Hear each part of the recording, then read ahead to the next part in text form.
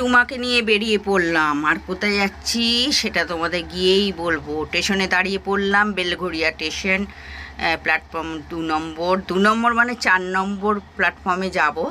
ওখান থেকে ট্রেন ধরবো। তো কাকিমা হাই হ্যালো করে দিল একটু, আর ওদের সঙ্গে নিয়ে চলে গেলাম। ওরা এখন আমার পার্টনার হয়েছে, ওদের নিয়ে ঘুরতে যাব যেখানে যাব। তো স্টেশনে যাচ্ছি, বেলঘড়িয়া স্টেশনের দিকে এগোচ্ছি। কারণ ট্রেনে আসতে এখন অনেক দেরি, 4টে 4:30, মানে 3 বললো 3:30, কিন্তু টাইম টেবিলটা ভুল আছে। যাই হোক, ট্রেনে বসে পড়লাম, 4টে 4:30 হবে। আর দেখো যেতে যেতে যেতে যেতে বাগবাজার এলো। বাগবাজার গঙ্গার ঘাটটা কত সুন্দর লাগছে, এখানেও একদিন ভিজিট করব। এত ভালো সারদা মায়ের মন্দির আছে, দারুণ ভোগ খাওয়ায়, এখানেও একদিন আমরা আসবো।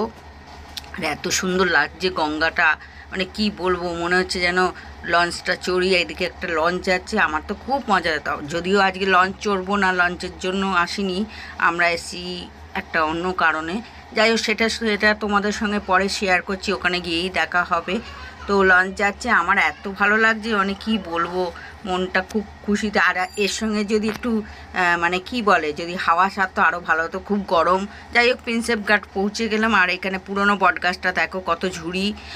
আর যেতে যেতে দেখলাম ফুচকা, জিভে জল এসে গেল, কিন্তু খেতে পেলাম না। ভাত খেয়ে যেহেতু বেরিয়েছি, ওই জন্য খেলাম না, রুমা কাইমা বারণ করলাম। যাই হোক, প্রিন্সেপ ঘাটে এসে দেখলাম এইখানটা বোধহয় শুটিং হয়, কি সুন্দর লাগছে। আর এখান থেকে দ্বিতীয় হুগলি সেতু, মানে বিদ্যাসাগর সেতুটা এত সুন্দর লাগছিল, মানে কি বলবো, কতগুলো ফটোও তুলে নিলাম।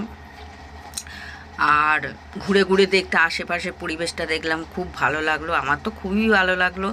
আর এই বাগান টাগানগুলো দেখো, গঙ্গার ঘাটে এলাম, গঙ্গার মনোরম দৃশ্য কত সুন্দর লাগছে, কত লঞ্চ দাঁড়িয়ে আছে, আর গাছপালা ভর্তি। এখানে এত গাছপালা, আমাদের ওখানে তো গাছপালাই নেই, সব কেটে কেটে ফ্ল্যাট হয়ে যাচ্ছে, কি সুন্দর লাগছে। আর ভর্তি গাছপালা, তো বাগানে ঘুরে ফটো তুলতে খুব মজা লাগছে। আর রুমা কাকিমা তো এখানে ফটো তুলতেই ব্যস্ত। যাই হোক, আর এই দেখো হুগলি সেতুটা কত সুন্দর লাগছে। আমরা গঙ্গার ঘাটে বসে পড়লাম গঙ্গার দৃশ্য দেখতে। গঙ্গা কার না ভালো লাগে কমেন্টে জানিও, আমার তো গঙ্গা খুবই ভালো লাগে। সবাই ফটো তুলতে, সেলফি তুলতে ব্যস্ত, আমরাও বসে বসে গল্প করছি, হাওয়া খাচ্ছি।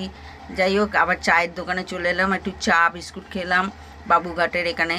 তো বাবুঘাট আর প্রিন্সেপ ঘাট তো পাশাপাশি, আরতি দেখার জন্যই মেনে উদ্দেশ্যে এসেছিলাম। তো সবাই মিলে দেখো চেয়ারে বসে আছে, আরতি দেখছে, আমিও আরতি দেখছি। আর একটু ঘুরে ঘুরে আশেপাশের এগুলো দেখলাম, দৃশ্যগুলো খুবই ভালো লাগলো। আর এদিকে দেখো হুগলি সেতুটা কত সুন্দর লাগছে, কত লঞ্চ দাঁড়িয়ে আছে, আমার তো খুবই ভালো লাগছিলো।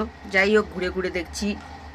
কলকাতা শহর বলে কথা, ভালো লাগবে না এই কখনো হয়। আর এদিকে দেখো কালারিং লাগছে, ঝর্ণাটাতে কালারিং আলো জ্বলছে, এত সুন্দর লাগছে, মানে কি বলবো।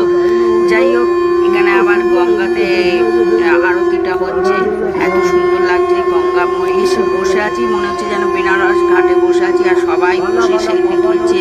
কত আরতি এত সুন্দর লাগছে, মানে কি বলবো। আরতিটা তোমাদের কাছে শেয়ার করে দিলাম, আরতিটা তোমরাও দেখো।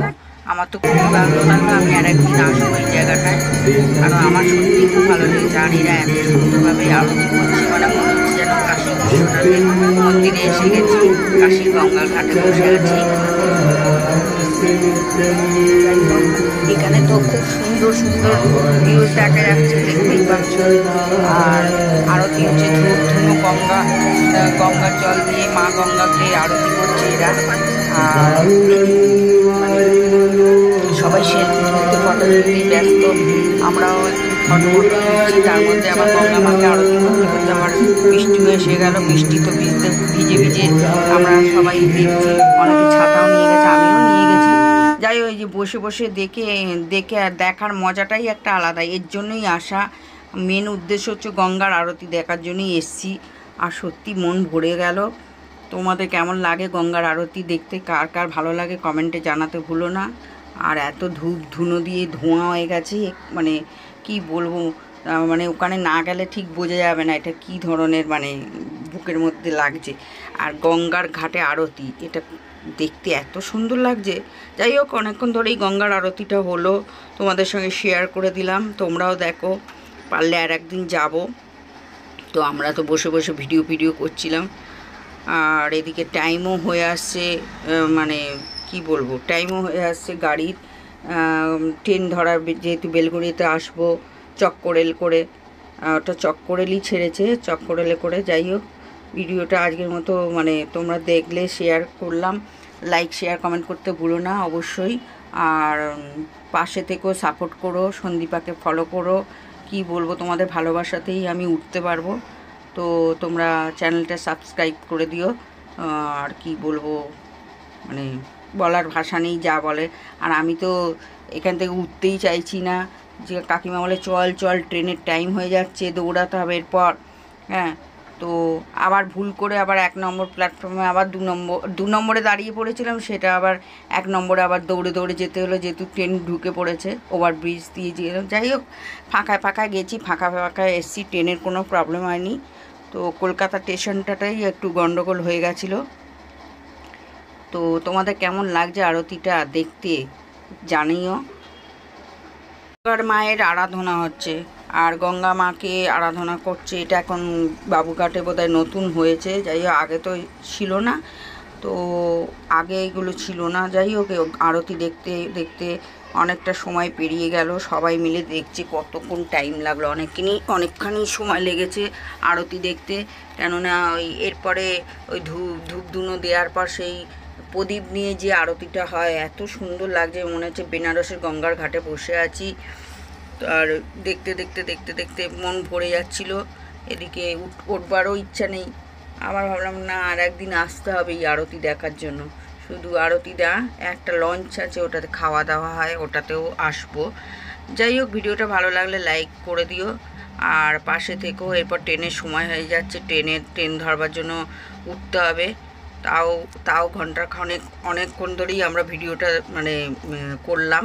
গঙ্গার একটা প্রাকৃতিক দৃশ্য সবাই দেখছে বসে বসে। আর এত গরম, ভ্যাপসা গরম, কি বলবো, মানে গরমে গা হাত পাও জ্বালা করছে। গরমে সত্যি কোথাও ঘুরে মজা নেই, শীতকালেই ঘুরে মজা। তার মধ্যে যাই হোক, গঙ্গা আরতি করার পরই দেখলাম একটু বৃষ্টি এসে গেলে। এদিকে রুমা কাকিমার কি হাসি। হ্যাঁ, এই দেখো, বৃষ্টির মধ্যে একটু দাঁড়িয়েও নিলাম, আর যদিও ছাতা নিয়ে গেছি। যাই হোক, একটু ভিজিলাম। আর অনেকে ঠাকুরের এতে নাচ করছে, ভিডিও করছে, মজা তো খুবই লাগবে না। আর এটা একটা আলাদা জিনিস। যাই হোক, ট্রেনে বসে পড়লাম, আজকের মতো টাটা, বাড়ি ফিরতে হবে। রুমা কাকিমা তো গল্পেই ব্যস্ত, তো বেলঘড়িয়া স্টেশনে নামতে হবে। টাটা।